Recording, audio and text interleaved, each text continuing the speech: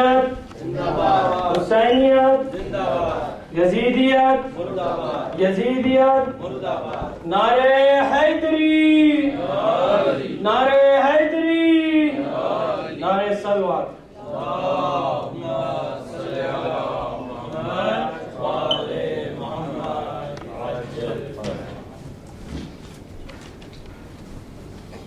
محمد وآل محمد بلند کر صلوات اللہم صلی علی محمد وآل محمد.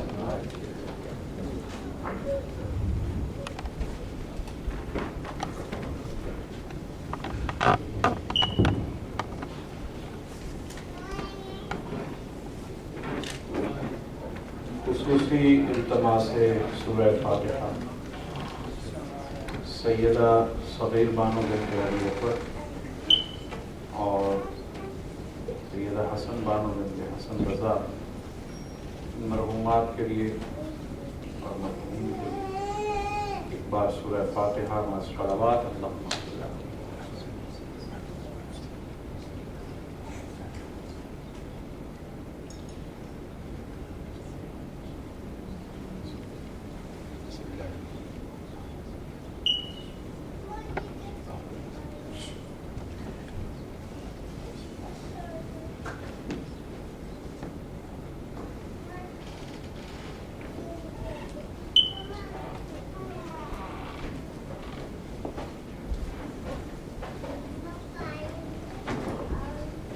خالد علیہ سزاداری اور اس تمام صحیح اور اس فاتحہ کا ثواب ان مرحومات تک پہنچائے اور جمی مومنین و مومنات جو ہم سے جدا ہو چکے ہیں ان کی ارواح تک ہمارے بزرگواران شہداء علماء ان سب کی ارواح تک اس کا ثواب پہنچے. صاحب الزمان کے ظہور کی دعا سمجھتے ہوئے بآواز بلند صلوات اللہم صلی علی محمد وآل محمد. قبولیت عبادت کے لیے اور اپنی حاضریوں توجہات کو مرکوز فرمانے کے لیے ایک بار پھر صلوات پڑھیں. اللہم صلی علی محمد وآل محمد. اعوذ باللہ من الشیطان الرجیم. بسم اللہ الرحمن الرحیم. الحمد للہ الذی جعل الحمد مفتاحا لذکرہ والسبیلا إلى جنانه والسببا لزیادة احسانه والصلاة والسلام والتحیة والإکرام على أشرف الخلائق سید المرسلین الخاتم لما سبق والفاتح لمن غلق المعلن الحق بالحق بالقاسم محمد. اللہم صلی علی محمد وآل محمد وأهل بيته الطيبين الطاهرين المعصومين المظلومين الذين أذهب الله عنهم الرجس وطهرهم تطهيرا. اللہم صلی علی محمد وآل محمد. والعزة الدائمة على أعدائهم أجمعين. أما بعد فقد قال الله تبارك وتعالى في كتابه المبين التائبون العابدون الحامدون الصائحون الراكعون الساجدون الآمرون بالمعروف والناهون عن المنكر والحافظون لحدود الله وبشر المؤمنين. صلوات. اللہم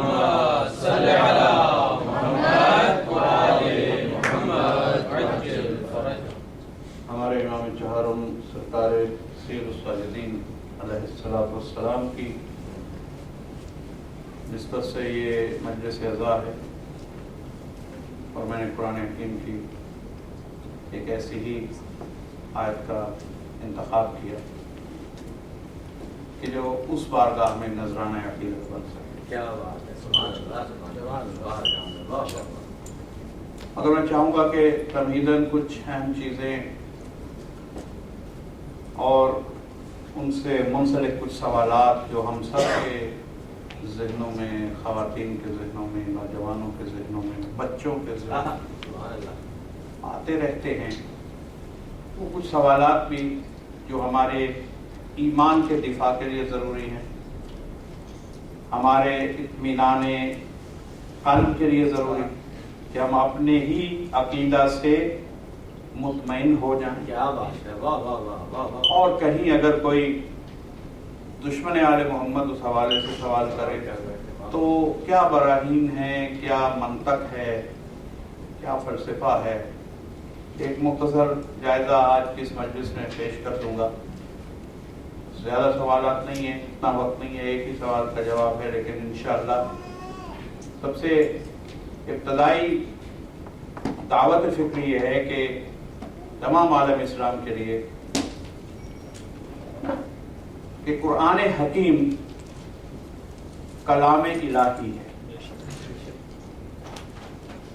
تو نہ اس کلام کے لفظوں کو منتخب کرنے میں کسی کی رائے یا کسی کا تجزیہ یا کسی کا مشورہ منظور ہے، نہ اس کے لفظ کسی کے مشورہ سے طے ہوتے ہیں، اور نہ ہی اس کے مفاہیم، اس کے مطالب کسی کے مشورہ سے طے ہو سکتے ہیں۔ جس کا کلام ہے اسی کو یہ حق ہے کہ وہ اپنے کلام کا مفہوم خود بتائے۔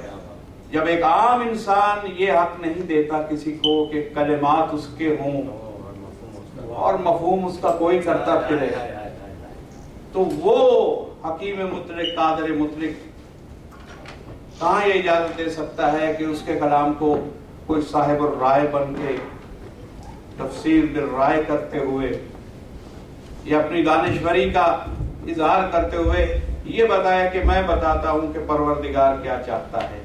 جس نے کلام نازل کیا اسی کو حق ہے کہ اس کی تفسیر کرے، یا یوں کہیے کہ جن زبانوں سے اس نے کلام سنوایا، جن زبانوں سے اس نے آیات کو تلاوت کروایا، وہی زبانیں یا وہی زبان یہ حق رکھتی ہے کہ ان آیات کی تفسیر بھی ادا کرے۔ یعنی اللہ کا کلام اللہ کا ہے، مگر کیا مقام ہے اس بندے کا کہ وہ جب بھی بولے تو اس کی زبان پہ اللہ کا کلام آئے، اس کا کلام نہ آئے۔ تو یہ مقام ہے، کیونکہ ان کا چاہے حدیث کا مرحلہ ہو چاہے آیت کا مرحلہ ہو، وما ينطق عن الهوى ان هو الا وحی یوحى، وحی سے جدا نہ حدیث رہتی ہے، وحی سے جدا نہ آیت رہتی ہے۔ تو وہ زبانیں کس معیار کی ہیں، وہ نطق کس شان کا مالک ہے کہ جو گفتگو کرے تو وہ گفتگو ظاہر ہو جو اللہ چاہتا ہے، جو اللہ کا کلام ہے۔ اور اسی لیے قرآن حکیم میں اللہ نے امت کے اس مزاج کو کنٹرول کرنے کے لیے کہ کل وہ آیتوں کی تفسیر اپنے ہاتھ میں نہ لیں، ارشاد فرمایا وَمَا يَعْلَمُ تَعْوِيلَهُ إِلَّا اللَّهُ وَالرَّاسِخُونَ فِي الْعِلْمِ۔ قانون بنا کے آیت قرآن حکیم ہی میں رکھ دی کہ کوئی بھی حق نہیں رکھتا کہ قرآن کی آیتوں کی تعویل کرے۔ ابھی میں تعویل کے مفہوم پہ 1 منٹ کی گفتگو کروں گا تاکہ آپ لفظ تعویل کے بھی قریب آ جائیں۔ کہ کسی کو یہ حق نہیں ہے کہ وہ تعویل کرے سوائے یا اللہ کرے یا وہ جو راسخون فی العلم ہے۔ اور راسخون فی العلم کوئی اپنے دعویٰ سے نہیں بن سکتا، جس کا علم جہالت سے شروع ہوا ہو وہ راسخ فی العلم نہیں ہو سکتا. راسخ فی العلم وہ ہوگا کہ جہاں سے کتاب آئی ہے اسی بارگاہ سے، اسی ادارہ سے اس کا معلم بھی آیا ہوا، اور جو اس بارگاہ سے پڑھ کے آئے گا وہاں سے علم جس کو عطا ہوگا وہی راسخون فی العلم میں شامل ہوگا. تو یا اللہ تعویل بیان کرے یا راسخون فی العلم، اور کسی کو حق نہیں. دو لفظ ہیں تفسیر اور تعویل. تفسیر کسی چیز کو کھول کے بیان کرنا یا کسی چیز پہ کسی چیز سے پردہ ہٹانا، یہ ہے تفسیر. عموماً تفسیر اور تعویل کو اجتماعی طور پہ ایک ہی مطلب میں لے لیا جاتا ہے، لیکن ٹیکنیکل فرق ہے. تفسیر کسی چیز سے پردہ ہٹانا. تو قرآن تو کتاب مبین ہے، اللہ کہتا ہے یہ روشن کتاب ہے، تو کیا اس پر پردے پڑے ہوئے ہیں؟ نہیں. آیتوں پہ کتاب مبین پہ پردے نہیں پڑ سکتے، پڑھنے والوں کی عقلوں پہ پردے پڑے ہوئے. اس لیے تفسیر کی ضرورت ہے کہ وہ ان پردوں کو ہٹائے اور آیات کی روشنی ذہنوں میں جذب ہوتی چلے. یہ پہلا مفہوم تفسیر کا. اور تفسیر کیوں ہے؟ کہ شان نزول بیان ہو جائے، سیاق و سباق معلوم ہو جائے آیت کا، کن حالات میں آیت آئی، کیا نتیجے اللہ چاہتا ہے جو اس آیت سے مخلوق میں دیکھنا چاہتا ہے، کیا سبق ہیں، کیا عبرتیں ہیں، کیا احکام ہیں، کیا وضاحتیں ہیں. یہ ساری چیزیں تفسیر میں ہیں. لیکن تعویل ایک ایسا ٹیکنیکل لفظ ہے، اول سے، لفظ اول سے تعویل ہے، یعنی کسی چیز کو اس کے اول ترین موضوع کی طرف پلٹا دینا. یعنی ظاہر میں ایک اور مفہوم سمجھ میں آئے، لیکن جو تعویل کرنے والا ہے وہ اس کے اس مفہوم کی طرف اشارہ کر دے کہ جو اللہ نے باطنی طور پر اس مفہوم کے ساتھ اس آیت میں موجود فرمایا ہے. یعنی اس کی طرف اشارہ تعویل. اس کی مثالیں مثلا ہم قرآن حکیم میں سورہ کوثر ہے، الکوثر، تو لوگ اپنی مرضی سے جو تعویل کر رہے ہیں، کسی نے حوض کوثر کہہ دیا، کسی نے کچھ کہہ دیا. مگر معصوم جو راسخون فی العلم ہیں انہوں نے جب تعویل کی تو انہوں نے کہا کہ کوثر سے مراد ہم آل محمد ہیں، اطرت رسول کوثر ہے. تو یہ ہے تعویل. یعنی دنیا والے جو معصوم سے ہدایت نہیں لیتے، جو معصوم سے تعویل نہیں پوچھتے، ان کے نزدیک کچھ بھی مطلب ہو، ان کی عقلوں میں کچھ بھی مطلب ہو، لیکن جو معصوم کے دامن میں بیٹھتا ہے، جو معصوم کے دروازے پہ آتا ہے، وہ کبھی دوسرے مفہوم کو مفہوم قرآنی نہیں سمجھے گا. اس لیے کہ معصوم نے بتایا کہ کوثر کا مطلب کسی اور کثرت کا نام نہیں، کسی حوض کا نام نہیں، یہ کثرت اطرت رسول کا لقب ہے جس کا نام ہے کوثر. محمد و آل محمد کا نام ہے کوثر. نعرہ حیدری.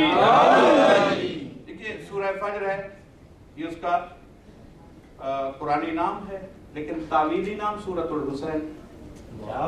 تعویلی نام سورۃ الحسین آل محمد نے بتایا کہ اس کا تعویلی نام ہے.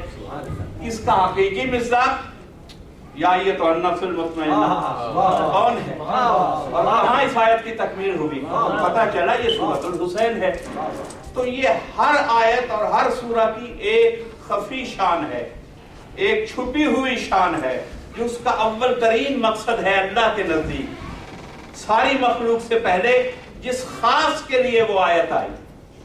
یعنی یہ اول مفہوم کیا ہے کہ ساری مخلوق کے لیے تو وہ آیت آئی، میں اس سے بھی انکار نہیں کرتا، لیکن جس خاص ہستی کے لیے وہ آیت آئی اس کا علم کیسے محسوس ہو، کیسے معلوم ہو، ہم تک کیسے خبر پہنچے کہ وہ خاص ہستی جس کے لیے یہ آیت آئی وہ کون ہے، تو معصوم بتائے.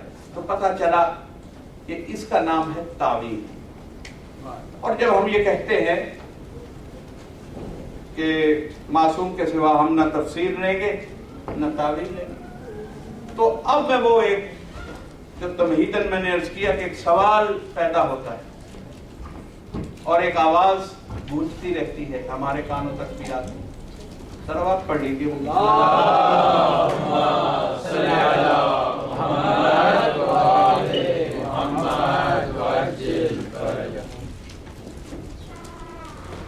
मोहम्मद मोहम्मद बुलंदतर सलवात।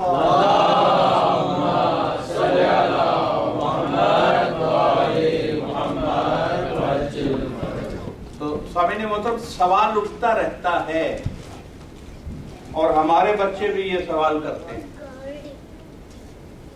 कि जब इतनी अहमियत है आले मोहम्मद की, इतनी फजीलत है मौला अली की, कि उनके बगैर कुरान समझ में नहीं आ सकता, उनके बगैर हिदायत नहीं मिल सकती, उनके बगैर आप जन्नत में नहीं जा सकते।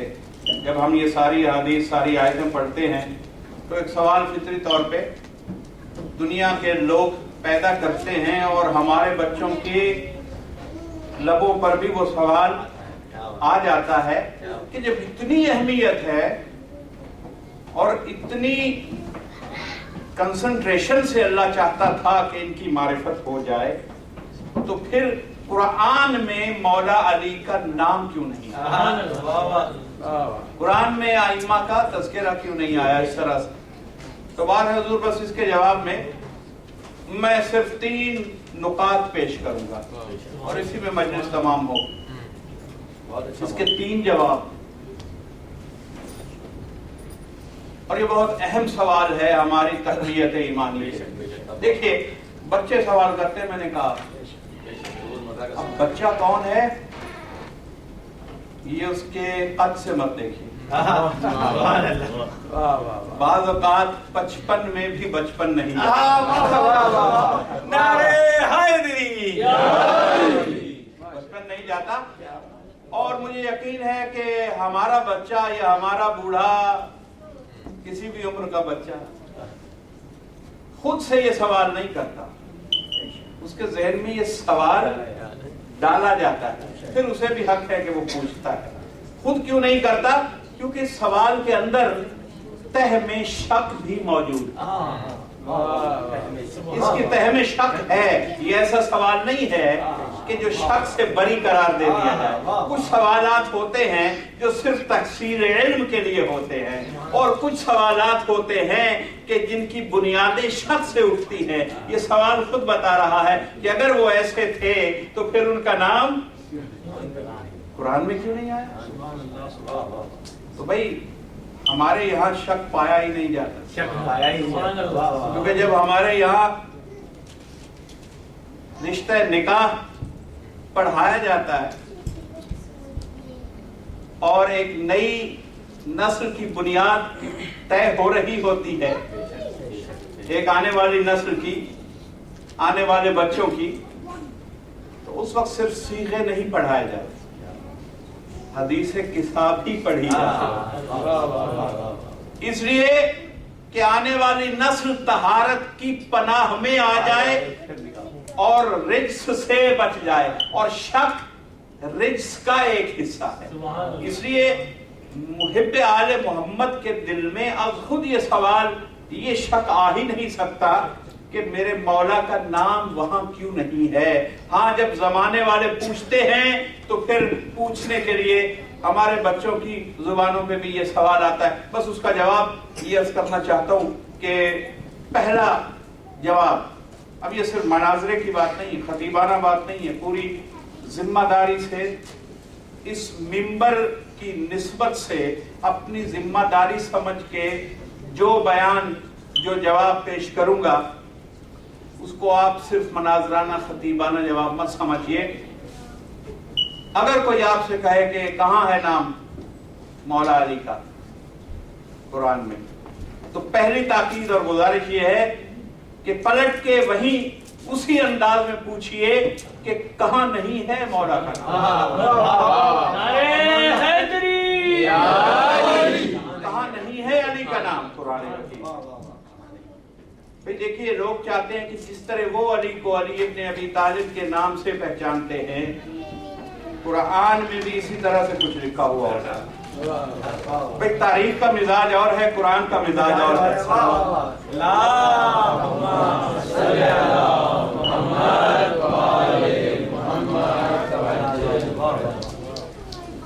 एक बार फिर सलावत पढ़ो।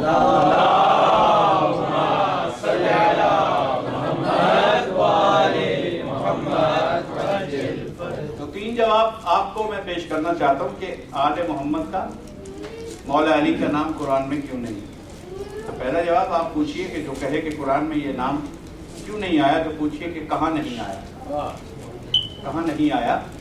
हाँ, उस तरह से नहीं आया जैसे आप समझ रहे हैं, या जैसे मुर्रिख लिखता है कि हजरत अली ने ये किया, हजरत अली ने वो किया। हाँ, कुरान का एक अपना मिजाज है बात करने का।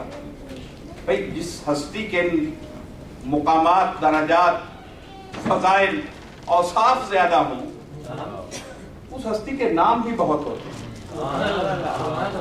भाई, अल्लाह सबसे बड़ा, सबसे बड़ी जात, तो उसके नाम बहुत हैं।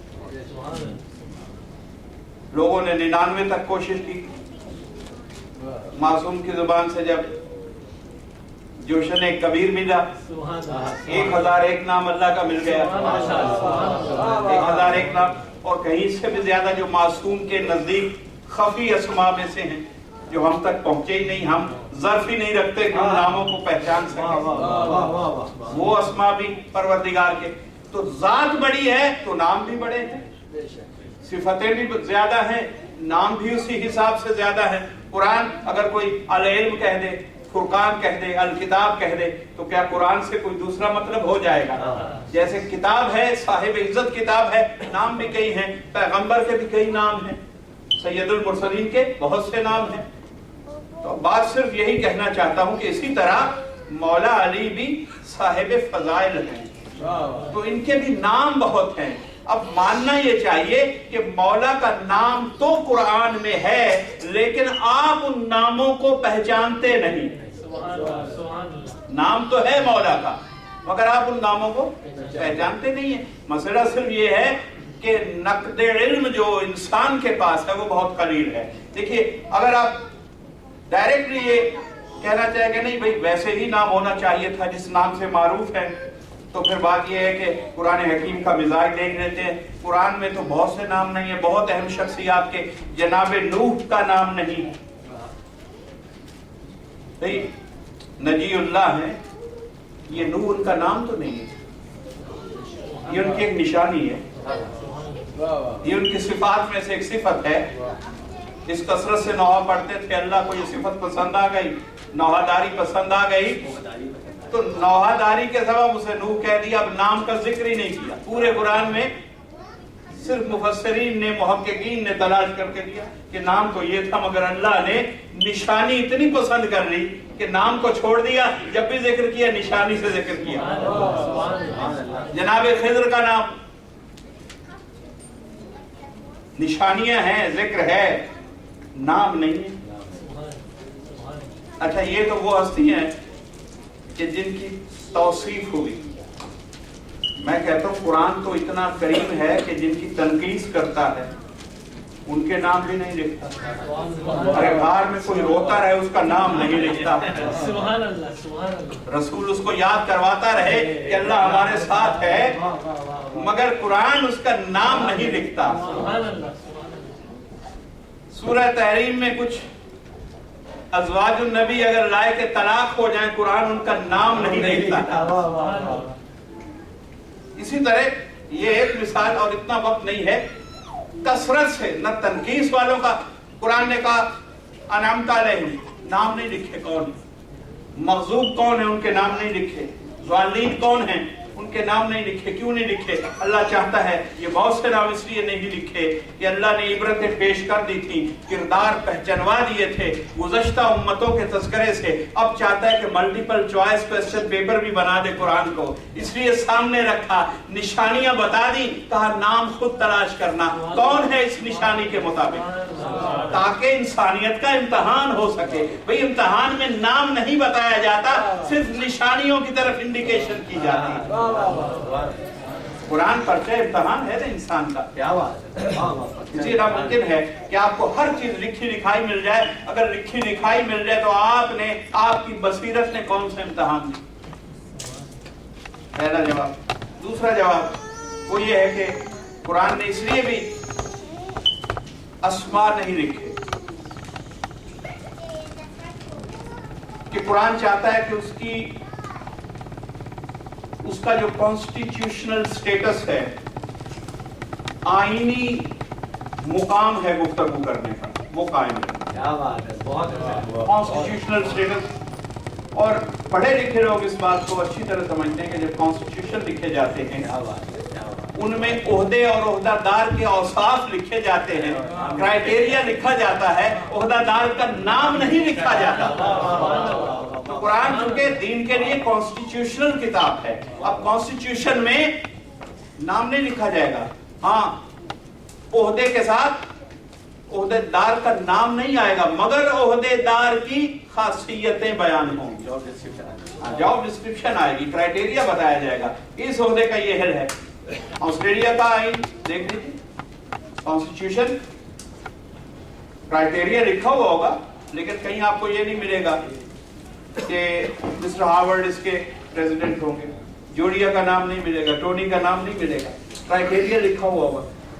کیوں کہ آئین کی شان یہ ہے کہ اس کا لب و لہجہ ایسا رکھا جائے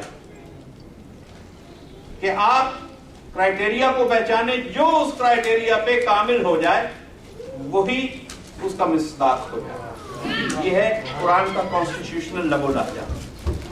اور اس کی ایک اور مثال لے لیجیے، بڑی قریب سے سمجھ آنے والی مثال۔ جیسا کہ اکثر ہم لوگ پاک و ہند سے مائگریٹ ہوئے، تو جب انڈیا اور پاکستان جن دنوں میں آزاد ہوئے تو دو تازہ ملک بنے، کچھ بھی پہلے نہیں تھا، اسی تیزی میں، اسی کم وقت میں تعجیل کے ساتھ آئین بھی لکھنے پڑے، کچھ بنیادی آئین کہ کیا آئین ہوگا، کون حاکم ہوگا، کون کیسے نظام چلے گا ملک کا، کیا ادارے ہوں گے جو اس ملک کو چلائیں گے۔ تو کانسٹیٹیوشن بھی ساتھ ساتھ بن رہا تھا، اور جیسے ہی ملک آزاد ہوئے دو باتیں طے تھیں، بھارت والوں کے لیے طے تھا، خدمات کی بنا پر طے ہو چکا تھا کہ مسٹر جواہر لال نہرو اس کے آئندہ وزیر اعظم ہوں، اور پاکستان کے یہاں یہ طے ہو چکا تھا کہ قیادت اور رہنمائی کے حوالے سے، خدمات کے حوالے سے محمد علی جناح ہی کو یہ حق حاصل ہے کہ وہ پہلے رہنما بنے، پہلے قائد بنے اس ملک کے، چاہے اسے گورنر جنرل کہیے یا پریزیڈنٹ، کچھ بھی، جو بھی مین عہدہ ہوگا اس پہ کون متمکن ہوگا طے ہو چکا تھا۔ ادھر قائد اعظم کا نام، ادھر جواہر لال نہرو کا نام۔ اب بات یہ ہے کہ آئین بھی ساتھ ساتھ لکھا جا رہا تھا، انہی دنوں میں یہ طے ہو رہا تھا، انہی دنوں میں عہدے سنبھالنے سے پہلے آئین کا لکھا جانا بھی ضروری ہو چکا تھا۔ اب دیکھیے کہ بعض اوقات یہ مثال سمجھنے کے لیے ضروری ہے کہ عہدہ دار کا نام معلوم ہونے کے باوجود اس کے آئین میں نہیں لکھا۔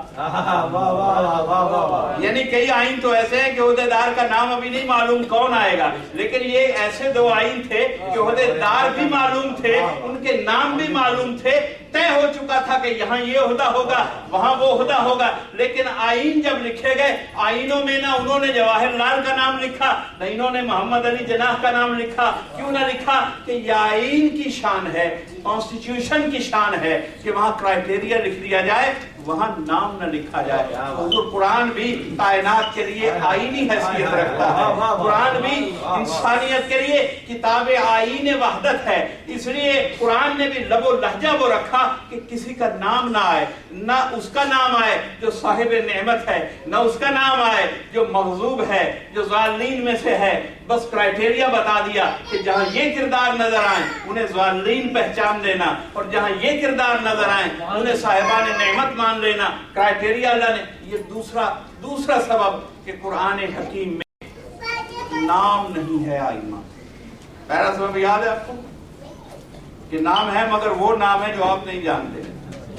بھئی جناب نوح، ان کے پاس ایک نشانی تھی، میں پھر اسی پہلے سوال کی تھوڑی سی وضاحت کر رہا ہوں۔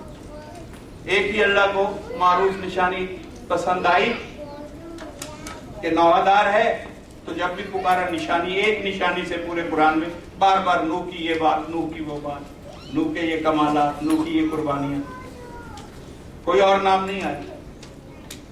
جناب نوح کی ایک ہی نشانی معروف ہوئی، वही कुरान में बार बार आई।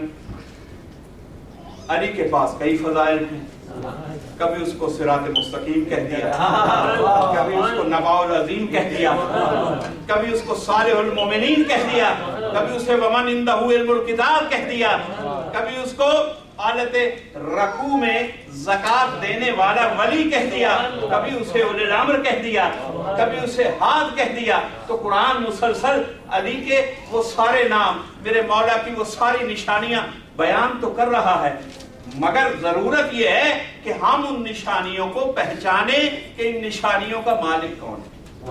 नारे हैदरी। मोहम्मद वाले मोहम्मद बुलंदतर सलवात।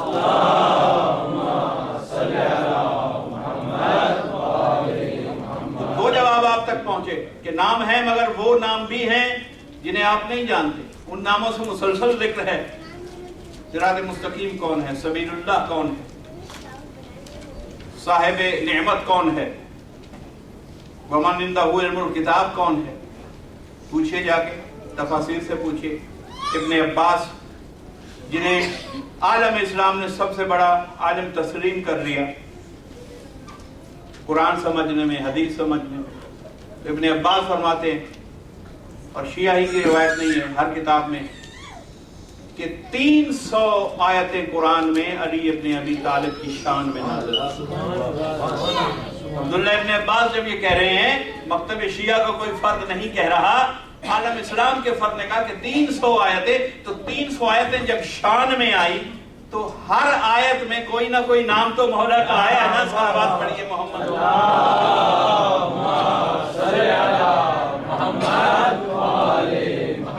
तीसरा जवाब ये हुजूर, तीसरा जवाब ज़हनों में ये रखिए कि वो कुरान ही नहीं हो सकता जिसमें अली का नाम ना। भाई बिस्मिल्लाह अली हैं, तो हर सूरह से पहले अली का नाम है। तो ये एक ही सूरह बचा था, सूरह तौबा, जिसमें बिस्मिल्लाह नहीं है, मगर उसमें भी एक तमाम अजीब है। ये नुक्ता मैं ये बात सोच रहा था और वहां से आता हुआ अब तक पहुंचा रहा हूं कि वहां लिखा हुआ बिस्मिल्लाह नहीं, लेकिन जब आयतें आई तो पहुंचाने के लिए बिस्मिल्लाह ही को भेजा।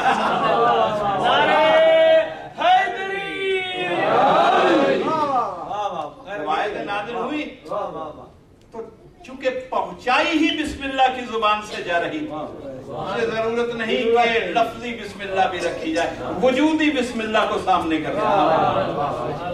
तो ये देखिए कुरान में जा बजा।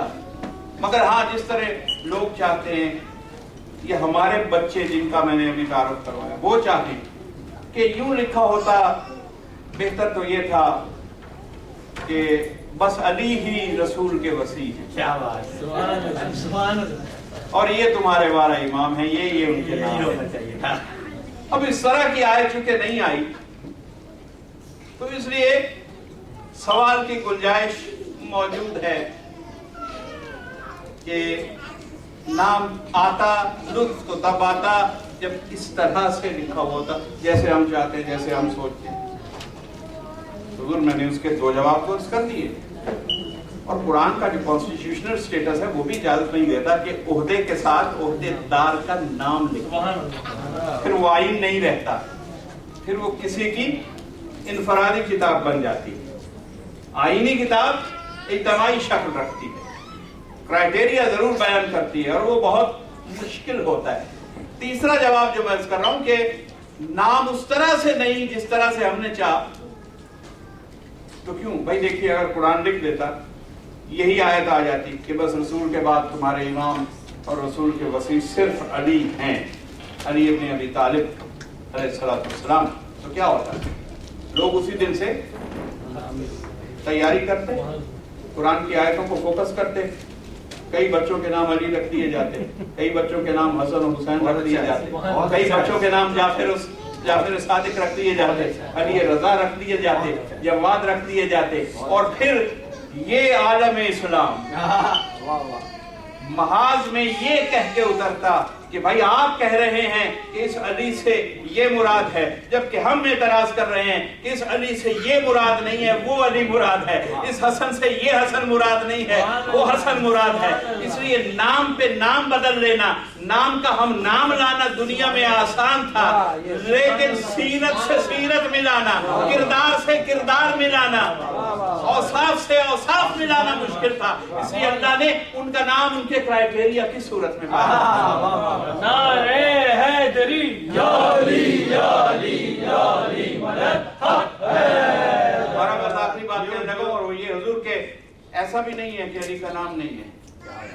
ہاں اللہ نے مولا کا نام اس طرح بھی رکھا ہے جیسے ہم نے مولا کا نام معروف انداز میں سن رکھا ہے، علی علی علی کرتے ہیں ہم. قرآن میں ایسے بھی نام ہے، اور یہ بھی خطابت نہیں ہے، میں گواہی کے ساتھ گفتگو کر رہا ہوں.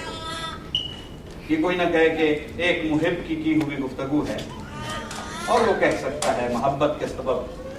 حضور یہ صرف عقیدت نہیں ہے، دلیل کے ساتھ گفتگو کروں. قرآن حکیم میں میرے مولا کا آپ تفسیروں میں جائیں، دیکھیں، تحقیق کریں، ساری تفسیروں میں 4 مقامات پر ذکر ہوا ہے کہ نام علی اسمی انداز میں جناب امیر المومنین کے لیے ہے. 2 بار سورہ مریم میں، 1 بار سورہ زمر میں، اور 1 بار سورہ زخرف میں. 4 مگر وہاں بھی اس انداز میں آیا ہے کہ نام آیا مگر چھپا کے رکھا، ایسے لہجے میں رکھا نام کو کہ جو تعویل اپنی مرضی سے کرنا چاہے وہ گمراہ ہوتا رہے، اور جو وارث تعویل سے راسخون فی العلم سے تعویل پوچھے اسے پتہ چل جائے کہ یہاں ذکر علی، لفظ علی سے مراد ذات علی ہے یا کوئی اور مفہوم، لغت کا مفہوم مقصود ہے یا اسمی مفہوم یہاں سے مطلوب ہے. دیکھیے سورہ زخرف میں ذکر ہے امام امیر المومنین کا نام آیا ہے. صلوات پڑھ لیجیے.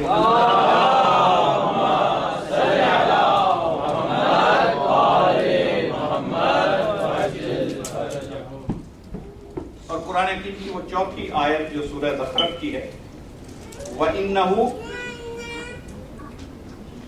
فی ام الکتاب، وَإِنَّهُ فی ام الکتاب لدینا لعلی الحکیم. یہ قرآن حکیم کی آیت ہے.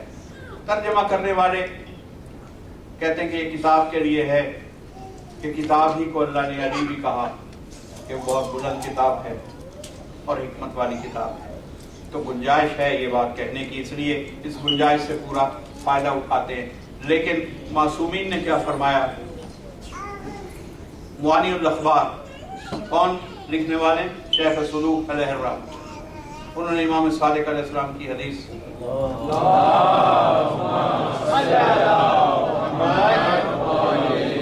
تھوڑی سی ایمانی تازگی اور فکری تازگی کے ساتھ یہ چند جملے سن لیجئے کہ آپ نے فرمایا کہ میرے مولا چھٹے امام نے ارشاد فرمایا،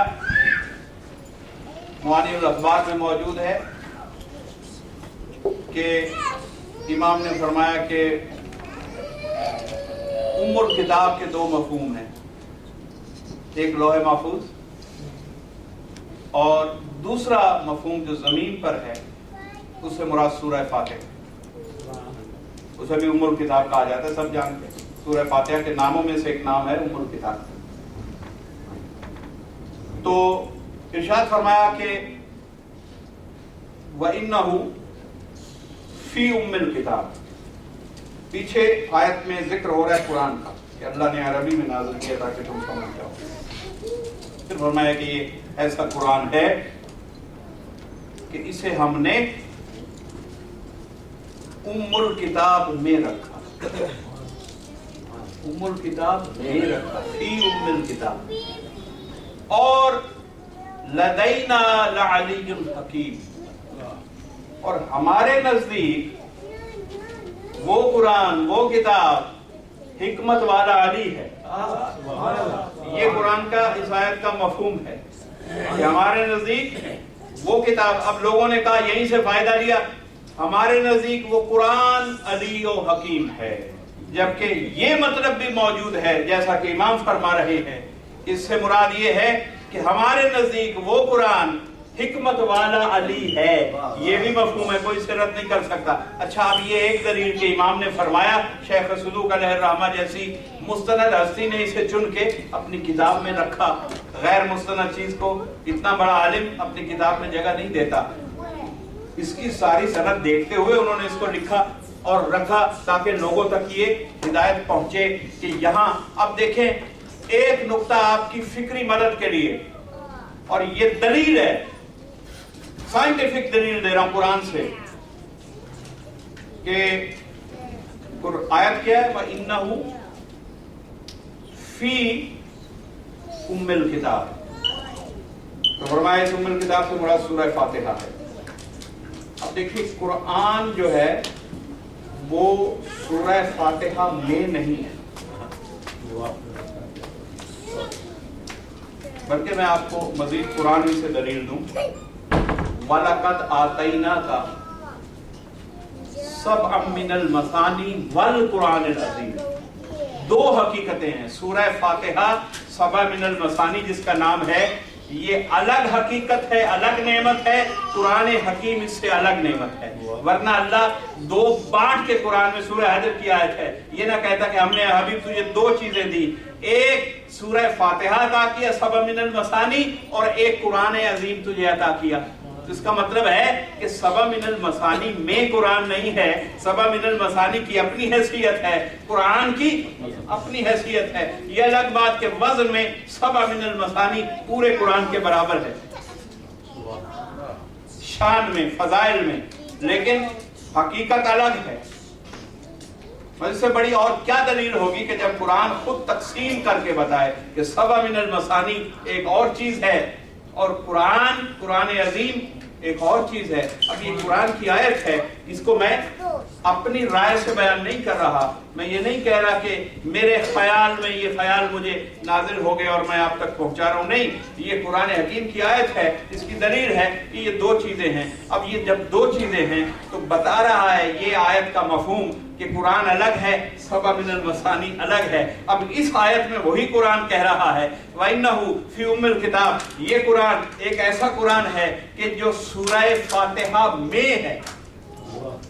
تب امام صادق علیہ السلام نے اس کی جو مزید تشریح فرمائی، آپ نے فرمایا کہ ہمارے جد کا نام جو سورہ فاتحہ میں بطور قرآن، بطور ہدایت، بطور کردار آیا ہے، ہمارے جد امیر المومنین کو سورہ فاتحہ میں صراط مستقیم کہا گیا ہے، صراط مستقیم کہا گیا ہے۔ اور یہ جو ذکر ہو رہا ہے کہ ہم نے اس قرآن کو ایک مخصوص صورت میں علی حکیم کی صورت میں بھی محفوظ رکھا ہوا ہے، تو وہاں اعلان ہی یہ کیا جا رہا ہے کہ وہ قرآن اگر ڈھونڈنا ہو تو وہ سورہ الحمد میں ہے، وہ سبع من المثانی میں ہے، وہ ام الکتاب میں ہے، جاؤ اسے دیکھو، اس میں جو صراط مستقیم ہے اسے پہچان لو، وہی صراط مستقیم وہ قرآن ہے جس کا تذکرہ سورہ زخرف میں ہو رہا ہے۔ تھوڑی سی بات علمی تھی، گراں ہو جاتی ہے، لیکن یہ بہت اہم بات ہے جو میں نے آپ تک پہنچائی۔ میں سمجھتا ہوں کہ یہ عمومی گفتگو کا حصہ ہی نہیں ہے، اسے ذہن میں رکھا کیجئے کہ کہاں کس حوالے سے قرآن نے کون سی بات کہی تھی۔ اب یہ دیکھیے، اب یہ بات ہو گئی کہ سبع من المثانی، اور بس اب بات ختم کرنا چاہتا ہوں کہ دوسری دلیل سن لیجئے کہ زیارت مطلقہ امیر المومنین علیہ السلام، زیارت جائیے، جا کے دیکھیے گا آج مفاتیح الجنان میں چھٹی زیارت نمبر 6، اور اس میں الفاظ ہے السلام، طویل زیارت ہے، السلام علی صاحب الدلالات، اے دلائل کے مالک،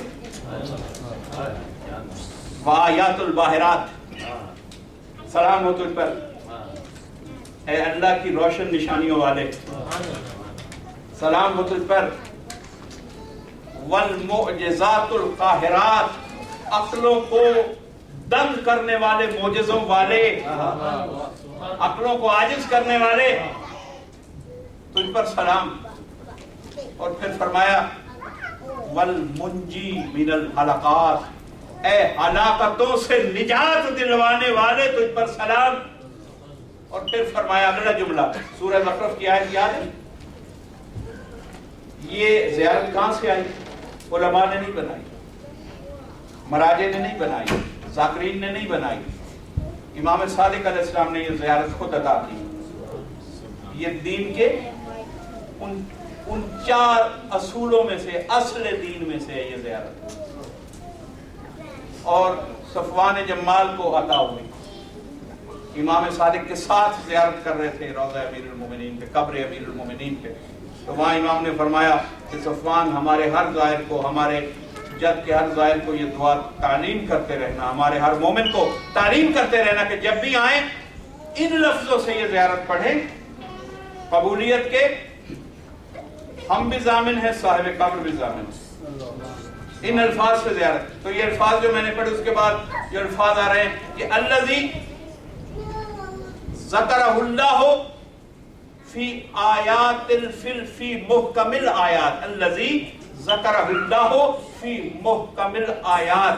ऐ वो हस्ती, ऐ दलीलों वाले, ऐ मोजज़ों वाले, ऐ हलाकतों से बचाने वाले, तुझ पर सलाम और तुझ पर सलाम कि जिसका जिक्र अल्लाह ने अपनी मुहकम आयात में फरमा दिया है, जिसका जिक्र मुतशाबे का जिक्र नहीं है, कि अल्लाह ने तेरा जिक्र, तुझ पर सलाम। आप रौज़ा अमीरुल मोमिनीन पे जब जाते हैं ये जुमले पढ़ते हैं, लेकिन चूंकि हम तर्जुमा नहीं पढ़ते, हमें पता नहीं चलता हम क्या कह रहे हैं, हम मौला से कहते हैं आप पर सलाम। वो हस्ती हैं आप कि अल्लाह ने अपनी मुहकम आयात में आपका जिक्र किया। और उसका अगला जुमला इमाम ने ज़ियारत में रखा, फ़क़ाला तआला व इन्नहु फ़ी उम्मिल किताब लदैना लअलियुन अज़ीम। सूरह ज़ुख़रुफ़ की आयत इमाम सादिक ने ज़ियारत अमीरुल मोमिनीन का हिस्सा बना के मुहकम दलील कायम की कि इस आयत से हमारे बाबा अली के सिवा, हमारे जद अली इब्न अबी तालिब के सिवा और कोई मुराद ही नहीं, वरना हम ज़ियारत में सलाम कहते हुए इस आयत के जरिया मुखातिब न करें। नारे हैदरी। अब तावील जब इनसे मिले तो फिर ये कुरान समझ में आता है। और मैंने जो आगाज में आयत पढ़ी बस वहीं से रब्त मसाइब, हर अली का जिक्र है इस कुरान में, हर अली इसमें 12 मोहम्मद। किसी ने कहा था, किसी आलिम का फिक्र है कि रसूल ने जब ये कहा था कि हम सारे मोहम्मद हैं, सारे अली क्यों नहीं कहा, हालांकि अली भी तो नहीं। आलिम का ही फिक्र है। जवाब उन्होंने दिया कि मैं समझता हूँ कि इसलिए ये हदीस नहीं दी कि जिस तरह हम सारे मोहम्मद हैं, हम सारे अली भी हैं, कि दुनिया से एक अली हज़म नहीं हुआ। इन्हें 12 अली समझ में कैसे आएंगे? तो बात ये है कि हर अली का जिक्र, हर मोहम्मद का जिक्र है।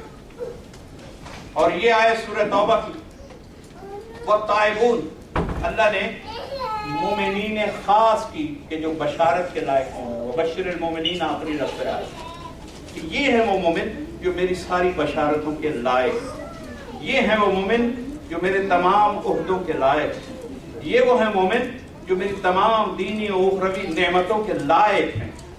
इन्हीं मोमिनों का क्राइटेरिया, मैंने अर्ज किया क्राइटेरिया, अब क्राइटेरिया मैं आयत पढ़ता हूँ, तर्जुमा पढ़ता हूँ, मुझे नहीं जरूरत कि उसके बाद मैं तकरीर करके ये बताऊं कि अब ये आयत आपके 12 आइम्मा में सबसे पहले किस इमाम के कदमों में पहुंचती। लोग कहेंगे अच्छा आयत कदमों में, भाई जब आयत लिखी हुई हो शान रसूल पे और अली वहां कदम रखते हैं तो वहां तौहीन अगर नहीं होती तो इनके कदमों ही में आयतें पहुंचाई जाती हैं, इनके दरवाजे पे आयतें पहुंचाई जाती हैं। ये आयतों के भी इमाम हैं, ये पहले कुछ करते हैं तो आयतें बन जाती हैं। ये वो हस्तियां हैं, ये दुनिया वालों जैसे नहीं है कि हम आयत को सुन के कुछ करें, नहीं, ये कुछ करें तो आयत बने। तो अब वहां आयत का सिर्फ तर्जुमा सुन लीजिए। अल्लाह ने फरमाया कि मेरी बशारतों के अहल, मेरे मनसबों के अहल, मेरे ओहदों के अहल, मेरी नेमतों के अहल, आखिरत में इक़्तिदार के अहल कौन लोग हैं, वो मोमिनीन किस मेयार के हैं। तो अल्लाह ने यहाँ एक तारुफ करवाया, आप इमाम तक खुद पहुंच जाइएगा। वत्ताइबून, जो हर वक्त हालत तौबा में रहते हैं, वल आबिदून, और हर वक्त इबादत करते हैं। والحامدون اور ہر وقت مصروف حمد رہتے ہیں، والسائحون اور اللہ کے راستے میں مشکل سفر اختیار کرتے ہیں اور اللہ کے راستے میں سفر کرتے رہتے ہیں، والراکعون اور اللہ کی راہ میں رکوع کرتے رہتے ہیں، والساجدون اور ہر وقت حالت سجدہ میں رہتے ہیں۔ اور پھر فرمایا کہ والآمرون بالمعروف اور ہر وقت معروف کا امر کرتے رہتے ہیں، والناہون عن المنکر اور ہر وقت منکرات سے روکتے رہتے ہیں، رکے بھی رہتے ہیں، روکتے بھی رہتے ہیں، والحافظون لحدود اللہ اور اللہ کی بنائی ہوئی حدود کی ہر حالت میں حفاظت کرتے ہیں۔ یہ وہ لوگ ہیں وبشر المومنین۔ اب کون ہے وہ امام کہ جس کی زندگی میں اس کا نام ہی سید العابدین ہو، جس کا نام ہی زین العابدین ہو، جس کا نام ہی سید الساجدین ہو، جس کا نام ہی مسافر ہو، جس کا نام ہی حامد ہو۔ ارے اس آیت میں تائب کا بھی ذکر آ گیا، عابد کا بھی ذکر آ گیا، اس آیت میں حامد کا بھی ذکر آ گیا، سفر کرنے والے کا ذکر بھی آ گیا، سارے ذکر آ گئے۔ اب تصویر بنا دی قرآن نے سید الساجدین کی۔ یہ میرا وہ امام کہ قرآن کی آیتوں میں اور کسی کی تصویر نظر آ ہی نہیں سکتی۔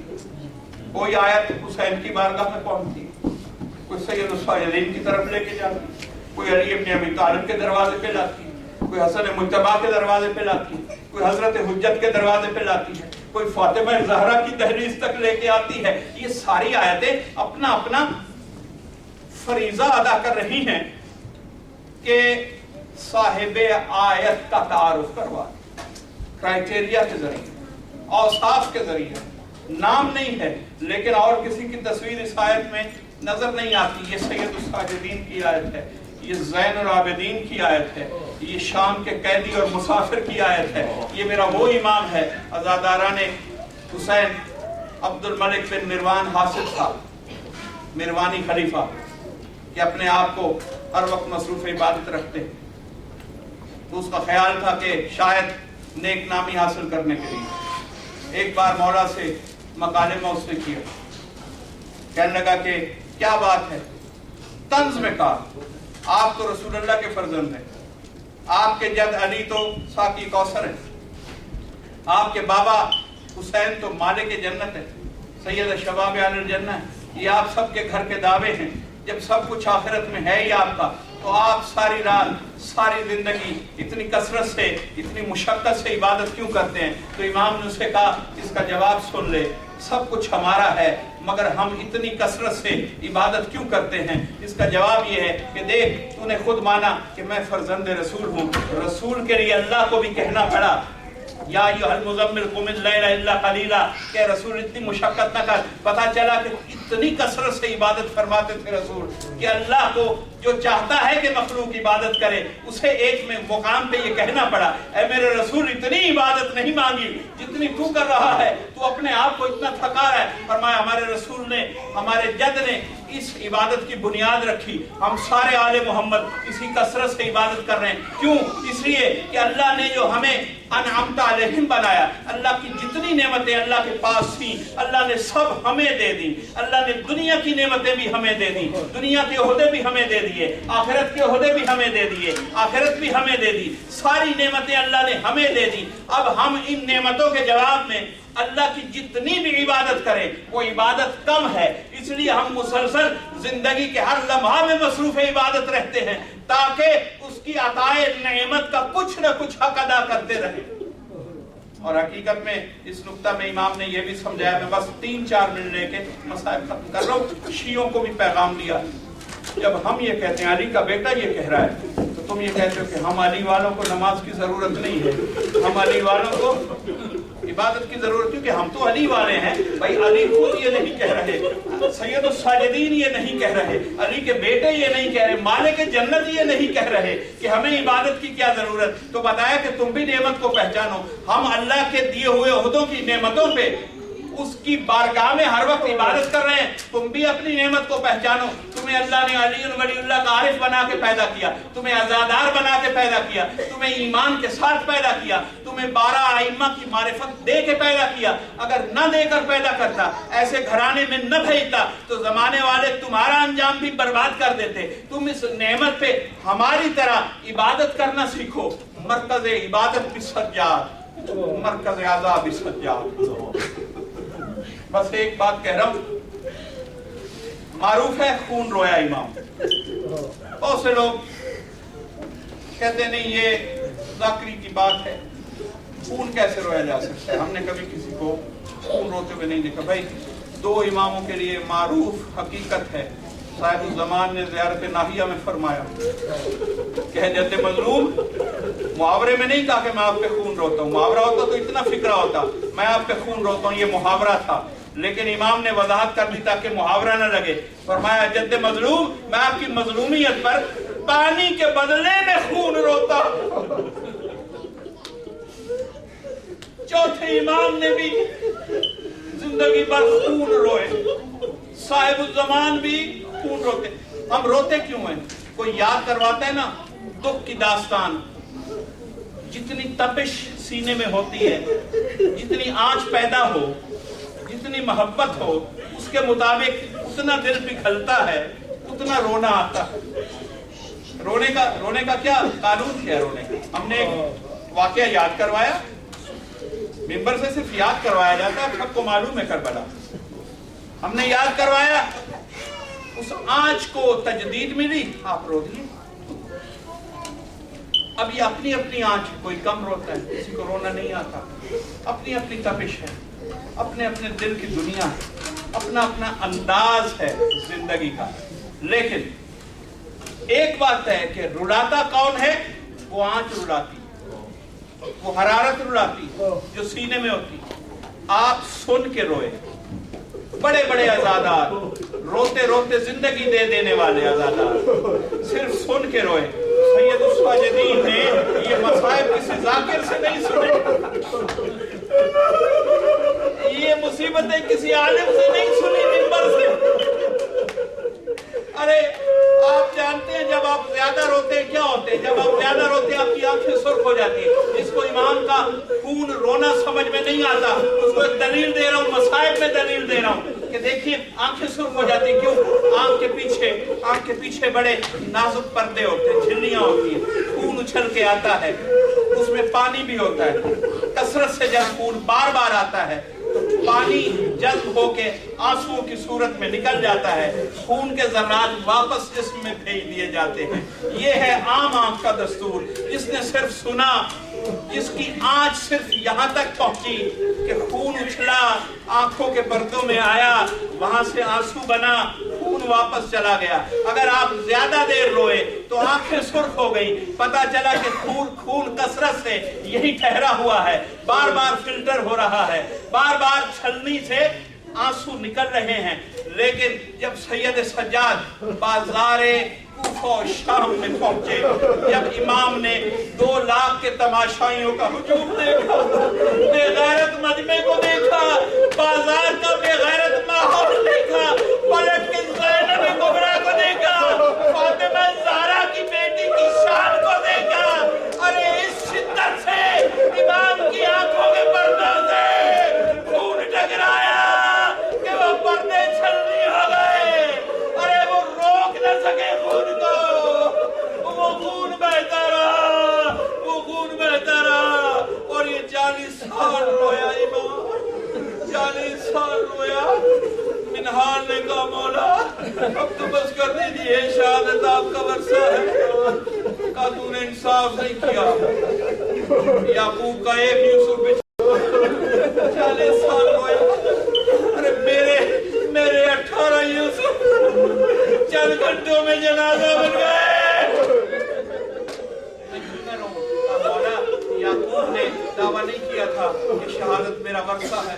سید الساجدین آپ کا دعویٰ ہے, آپ کے خاندان کا دعویٰ ہے کہ شہادت اس خاندان کا ورثہ ہے.